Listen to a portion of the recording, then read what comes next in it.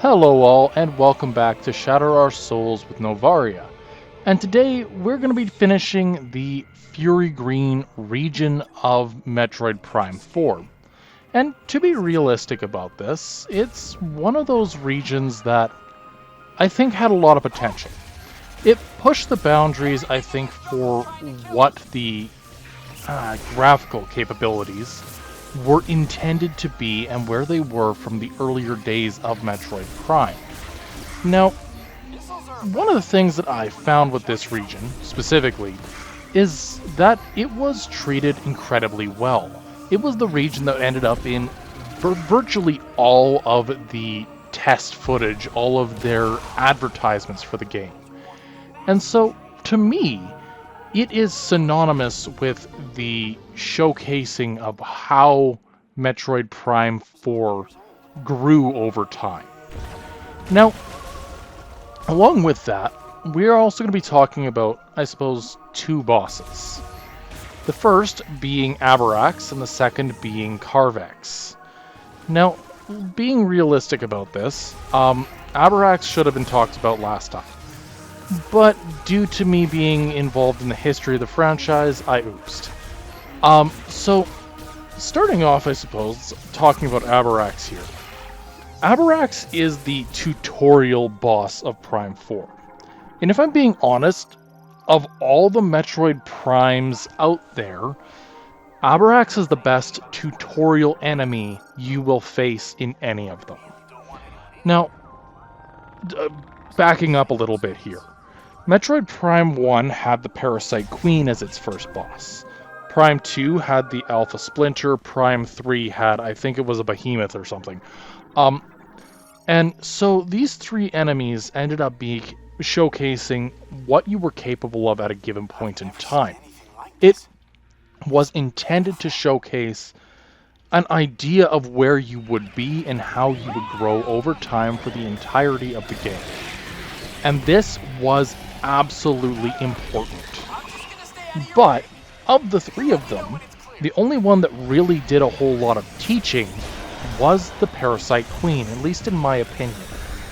In terms of Prime 3, the Behemoth did have this attack that could be redirected back at it, which it was training you to use and training you to not necessarily focus directly on the enemy's primary weak spot, but look for other means of opening it. I'll give it that.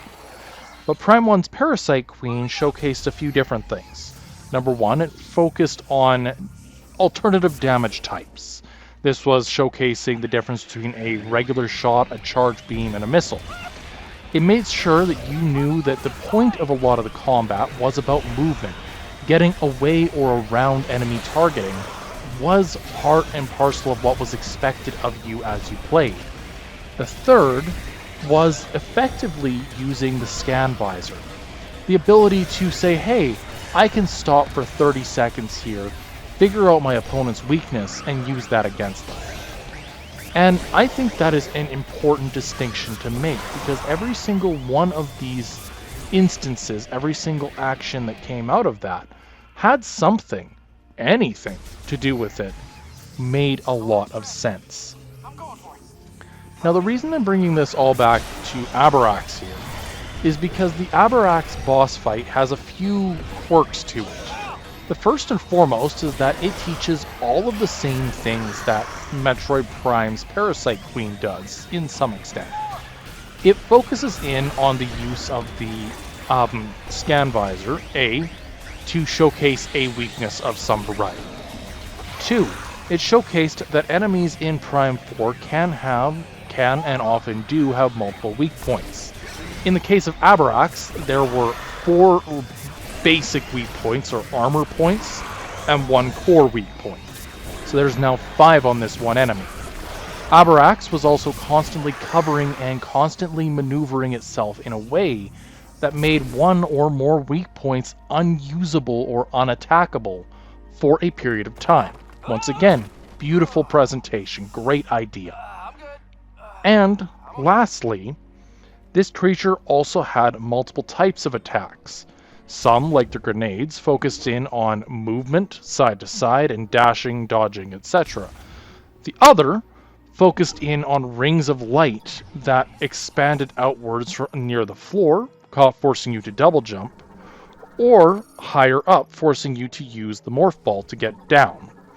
Now, it's this latter one that I wanted to point out, because as an individual who has played through the Prime trilogy numerous times, unless a boss distinctly calls for a certain type of damage, I generally didn't use the morph ball in combat.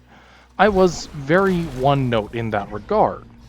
And so the fact that it is pushed on you early on as this is an option and something you're going to be familiar with is absolutely fantastic and is a fundamental thing that I wish they did more of.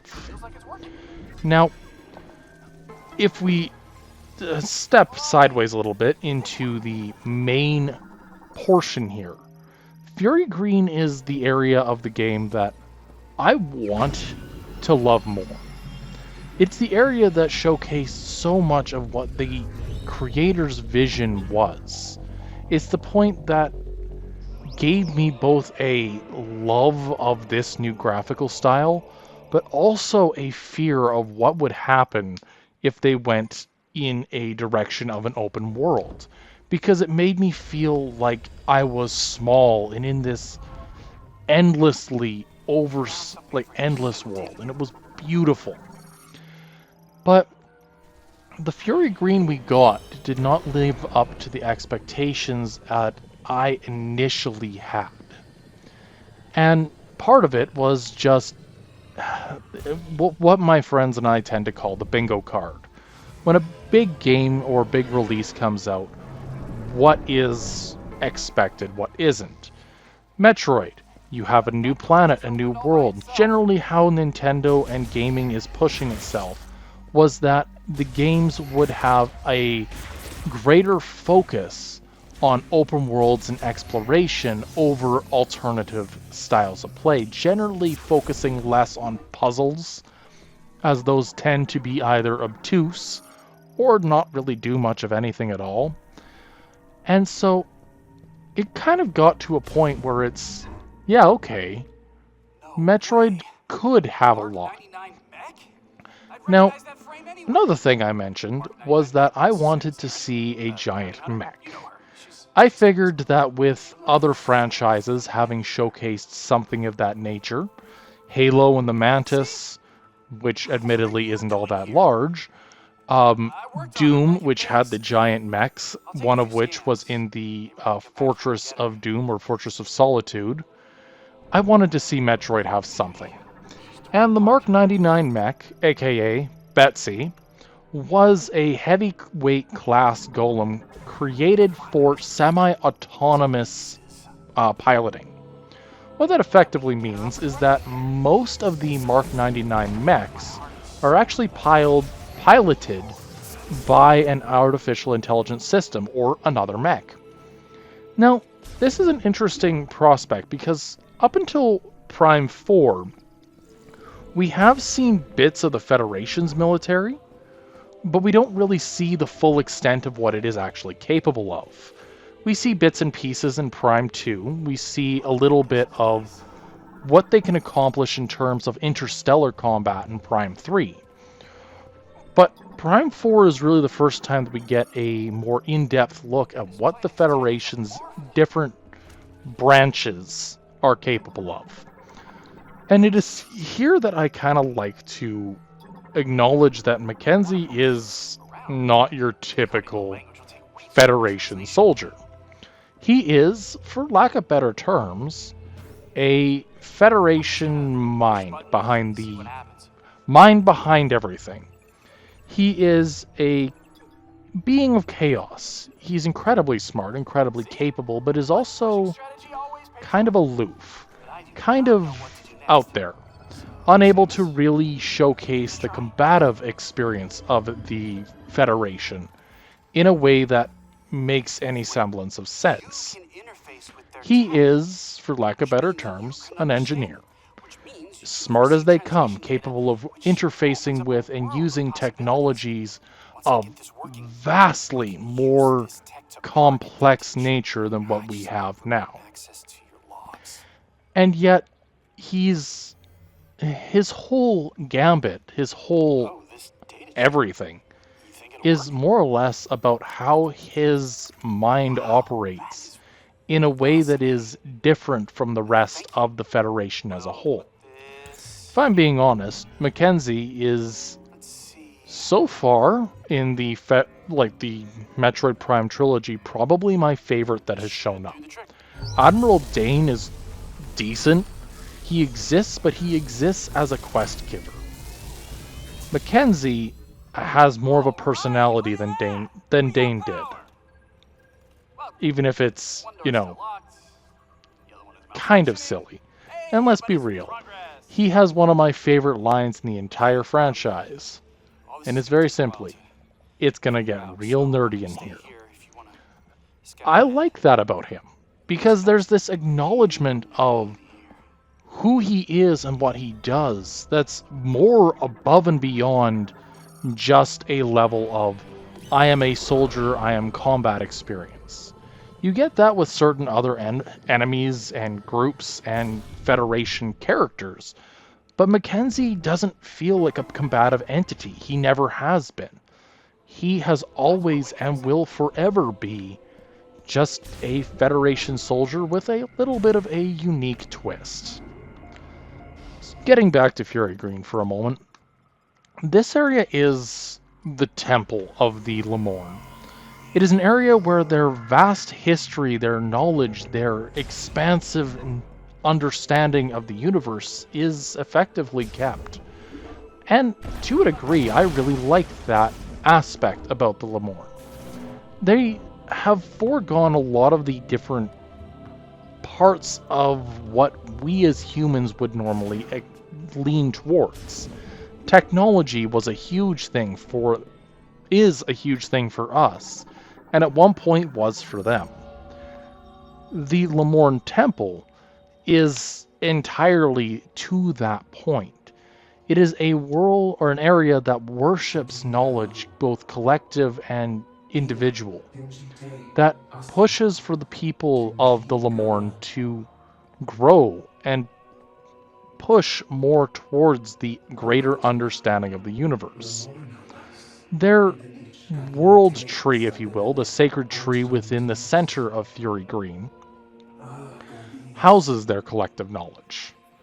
The goal of the game, if there is one, is simply to create a fruit for the tree of the Lemorn, the sacred tree, to be able to take it from one planet to another, preserving the legacy of the Lemorn on a planet that is not torn asunder.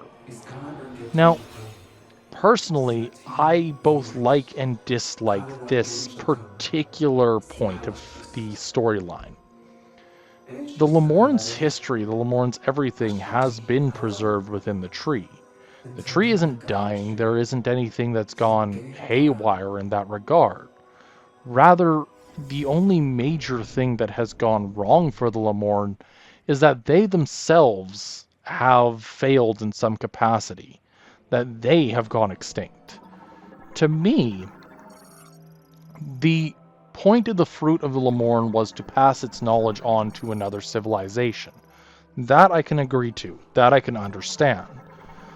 But to take that knowledge and simply plant a tree somewhere and say, congratulations, you've finished the game, doesn't fully encapsulate what I think should have been done with it.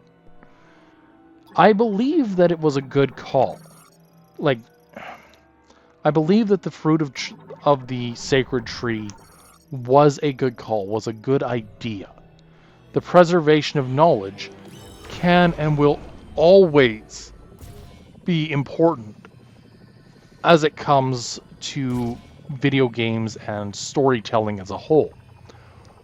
But I also believe that in this particular case, more could have been done with it. For me, it seemed more like it could have been used as a preventive measure. Now, the green energy that we see here that we interact with in Metroid Prime 4 is, I'm going to point at it and say it's Phazon. It's not. It isn't and never has been. But the thing about the green energy and how it interacts with the life of Vuros is eerily similar to Phazon. Now, the reason I want to point this out is that the Lemorans saw this energy source springing from the center of Vuros and immediately thought, what could I do with this? How could we use this to save our planet? A planet that, for all intents and purposes, had always been ravaged or in a weakened or damaged state. It had never really existed in a state that was overly one way or the other. It wasn't the most hospitable planet in the galaxy. Instead, it was desert. It was torn down ecosystems. And in that regard, I don't think that the Lemorn should have tampered. Tampering with whatever happened on this planet just made matters worse. And this is kind of going to be an ongoing theme. Anywho, with all of this being said, it's time to talk about the other boss I wanted to mention tonight, Carvex. Carvex is a carnivorous plant. It is a keeper of knowledge for the Lemorn, although I'll admit what it keeps I couldn't say. What I do know is that in this particular case, Carvex is fused with a Metroid, which on its own isn't that big of an issue, but it is something to note. Carvex as a whole, due to the nature of what it is, when I first fought it, I actually didn't fight it in the most, shall we call it, ease of access way. I just kind of, mashed the button and hoped for the best. The thing about Carvex as a whole is that I think that it has a lot of potential and definitely ticks off a few bosses. Or boxes, not bosses. And I think that's a good thing. Carvex is an interesting, I suppose, fusion of two other bosses that we've seen within, I'm going to say, Prime 1. Carvex is both the Parasite Queen, an entity held in the central location of a room that has a weakness that is effectively being protected by an external force. In this case, it's Carvex's main flower, not a force field of any variety. But it also uses another, probably the only, really unique tool that came out of Prime 4 as one of the core ways that you actually deal damage to it. And that is the control beam. Now, the control beam is weird. It is one of those tools that I've always liked, but never really fully understood. I like the idea of being able to fire what is effectively a charged shot at my opponent at great distance and use it to tackle a specific target. The time dilation effect of that also makes it very easy at times to deal damage to certain entities. Again, not the end of the world. But also, this particular boss does something somewhat unique for Metroid Prime 4. And it's that it is an entity that has multiple weak points and uses them in a way that's not just you hit the weak point and continue the boss battle. It actually was relatively well thought out. So in Metroid Prime, or in the Carvex battle, you have to use the control beam to hit all 3 weak points simultaneously. Something that, under ordinary circumstances, Samus should not be able or remotely capable of doing. And this is, in no small part, due to the fact that Samus's base reaction time, while absolutely absurd, is just not fast enough to hit 3 targets revolving around a singular entity in a span of time that is even remotely fast enough. If you do not hit all 3 fast enough, Carvex will simply reabsorb itself into the bud and create another vine or vine tail. Which, of course, means that you are once again stuck with, you have to start the entire process of dealing damage to that vine all over again. And that's perfect. It is a risk versus reward. If you don't understand the mechanic, you will get hurt or it will cause problems for you. I don't mind that as a repercussion. Because in truth, I think that repercussions can be sometimes a little lenient. This one was lenient enough that it didn't make me feel frustrated, but specific enough that it made me understand that there was more to the problem than met the eye. That I was just not looking at the problem in the way that was expected. And that to me is good boss design. Carvex does boss design rather well, even as what is technically one of the first, we'll go 2 to 3 bosses of the game. And so it gets a pass in my books as a very reasonable first boss, but not a very challenging boss in the long term. Exactly what you would like to have in early game.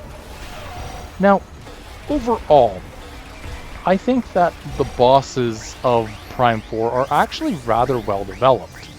I don't think that they're overly complicated, even the most difficult of them. But I also don't think that they're like throwing problems at you and hoping that one of them lands. It always felt intentional. And I do like that intentionality behind the bosses and enemies of Prime 4. It always felt like if there was something wrong, it was a problem with my approach, not a... It was difficult. It was a problem of approach, not a problem of I'm just, it's too hard one way or the other. It's tough, but fair. Something that I think a lot of games do need to understand is when is a boss too tough? When is a boss too difficult? And reality is, it's not necessarily that these bosses are overly tough. It is simply that they are done in a way that increases anxiety and makes you feel the weight of your decisions and actions as they happen. Anywho, with the defeat of Carvex here, we get the first of the 5 teleporter keys. And this is my kind of one of the main issues I'm going to run into with this game. There are technically a few. There are quite a few. But this is one of the ones that just doesn't land right. Metroid Prime 4 has actually a lot of MacGuffins. Your first MacGuffin is the 5 keys. One for each of the 5 main regions of the game. Region 1, Fury Green, is relatively easy to get.